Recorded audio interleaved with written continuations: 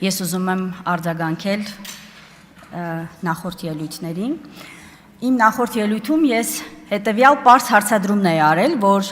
2021-26 թվականների կառավարությունը պլանավորում էր բարձրացնել նվազագույն աշխատավարձը եւ օրինակ էի բերել մանկապարտեզի դաստիարակչուհու, այսպես ասած, կարգավիճակը եւ զարմանք իշխանության ներկայացուցիչը եկավ այստեղ եւ գտավ այն օղակը, որի վրա կարելի էր բարթել սեփական մեղավորությունը։ Այսինքն, եթե ես օրինակ բերեի որևէ առողջապահական հաստատությունից, դուք գալու եք այստեղ եւ ասելու եք մեղավորա տնօրենը։ Ոչ, մեղավոր եք դուք, որովհետեւ ձեր ձևավորած կառավարությունը իր խոստումը չի կատարել եւ այստեղից չի հնչեցրել այն պատճառաբանությունը, թե ինչի է ձախողել։ Եվ եթե օրինակ եք բերում եւ ասում եք չեք ուզում միջամտել բիզնեսին, ես ուզում եմ հարցնել, իսկ երբ որ փոքր բիզնեսի հարկերը կրկնապատկում եք, արդյոք դա միջամտություն չէ։ Ինչու պիտի մեր երկրում օրինակ Վարսահարդարը, ով առավոտյան ժամը 9-ից մինչև երեկոյան 9 ոտքի վրա աշխատում է, չարչարվում է, հարկերը կրկնակի բարձրանան, իսկ ձեր սրտի գործարարները, ովքեր քաղաքական նպատակահարմարությունից քաղաքական աջակցություն են ցուցաբերում, միլիարդավոր դրամներով հարկերից ազատվեն։ Իհարկե սա անընդունելի է։ Եվ նույն հազարավոր օրինակներ ունենք, օրինակ թոնրատան բիզնես ունեցողները, ովքեր բարիք են ստեղծում, չարչարվում են, նրանց հարկերը կարող եք բարձրացնել։ Իմիջայլոց հղում անելով նաև համայնքներին շատ լավ է, որ այդ օրինակը բերել եք։ Ես ուզում եմ հարցնել, իսկ սուբսիդավորում եք համայնքներին, որ օրինակ աշխատավարձները բարձրացնեն։ Իհարկե ոչ։ Դուք ընդհանրապես տեղյակ եք մեր համայնքները ինչ բյուջեներով են գոյատևում։ Մենք սահմանապահ համայնքներ ունենք խոշորացած, որոնց բյուջեն 1.5 միլիարդ է, 2 միլիարդ է, իրենք մեկ տարվա ընթացքում մի ամբողջ տարի այս գումարով պարտավորվում են աշխատավարձ տրամադրել, ծառայություններ մատուցել, աղբահանություն իրականացնել, սահմանապահ բնակավայրերի խնդիրներ լուծել։ Հարգելի հայրենակիցներ, խնդրում եմ ուշադրություն դարձրեք։ 40,000 բնակչություն ունեցող համայնքի բյուջեն 2-3 միլիարդ է, ազգային ժողովի բյուջեն 5-6 միլիարդ։ 3 ամսվա համար միայն պարգևավճարը 5 միլիարդ դրամ է, իսկ մեր համայնքները սահմանապահ գյուղերով 1.5 միլիարդ, 2 միլիարդ, 3 միլիարդով պետք է կարողանան համայնք պահել։ Անդրադառնամ սուբվենցիոն ծրագրերին, որովհետև շատ հաճախ սիրում եք այս թեմայի մասին խոսել, որ համայնքները սուբվենցիաներ են ստանում, բնականաբար պիտի ասեմ, որ սա 15-16 թվականների լավագույն մոդելներից մեկն էր համայնքների տնտեսական զարգացումը խթանելու համար։ Բայց ինչ է տեղի ունենում, հարգելի հայրենակիցներ։ Օրինակ նախկինում կառավարության մասնաբաժինը որոշ ոլորտներում ավելի բարձր էր, տարիների ընթացքում մենք տեսնում ենք, որ հիմա այդ մասնաբաժինը նվազում է ու համայնքի պարտավորությունը համաներդրման ավելի է մեծանում։ Մյուս կողմից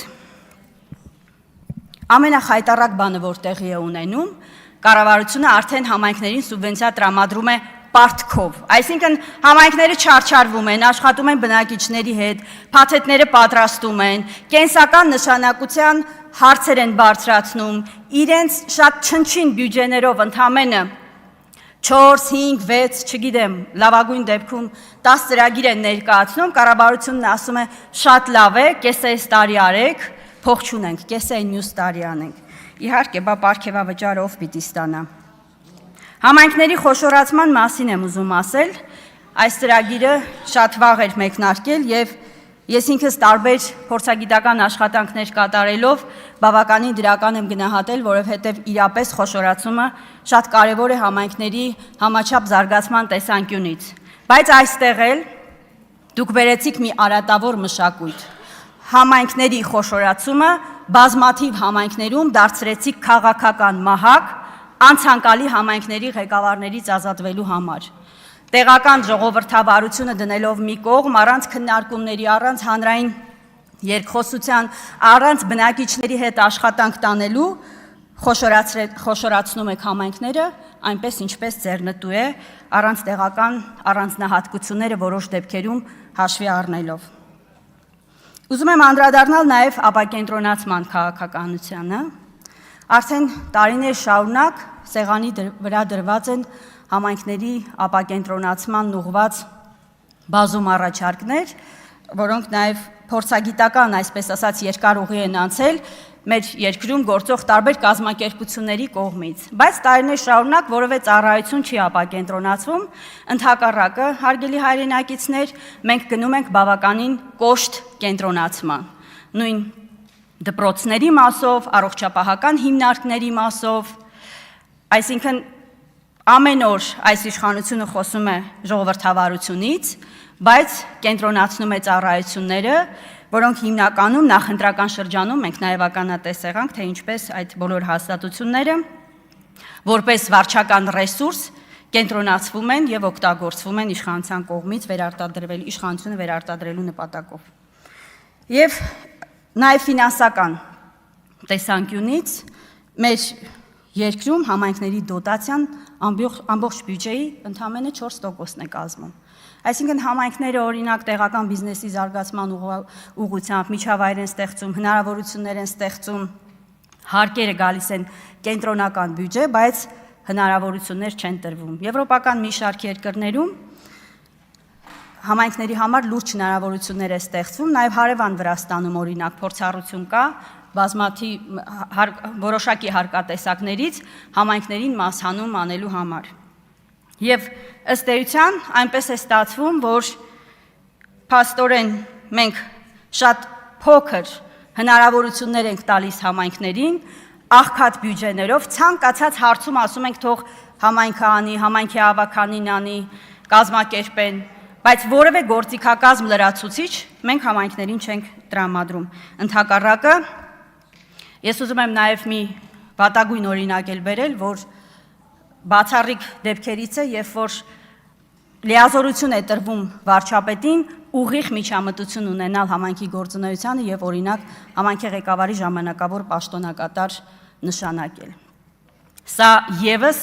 գործիք է ժողովրդավարության դեմ ուղղված, այսինքն դուք վերցրել եք ժողովրդավարության դրոշակը եւ գնում եք ուղիղ բռնապետություն։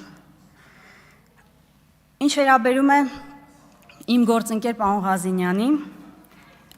թեև այս քանի օրերին շատ տարբեր հարցեր բարձրացվեցին, բայց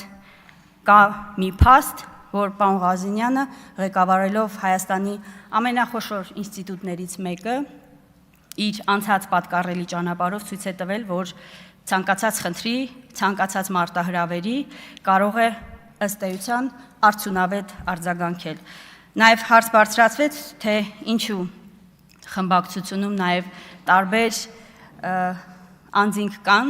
ովքեր փորձառություն ունեն տեղական ինքնակառավարման մարմիններում, այո, փաստ է, որ մեր ամբողջ թիմում ոլորտային մասնագետներ են երկարամյա փորձառությամբ, բայց նաև դիտարկենք, որ այս հանձնաժողովը բազմագործառույթային է, այսպես ասած, եւ ով էլ լինի, որևէ մեկը օրինակ ես ինքս էներգետիկ մասնագետ չեմ։ Եվ շատ կարևոր է, որ մենք բոլորս թիմային աշխատանքով աջակցելու ենք պարոն Ղազինյանին, որևէ մեր փորձը, խնդիրները, մարտահրավերները բերելու ենք, որպեսզի շատ արդյունավետ առաջարկներով եւ արդյունավետ լուծումներով աջակցենք, որպեսզի մեր համայնքները զարգանան։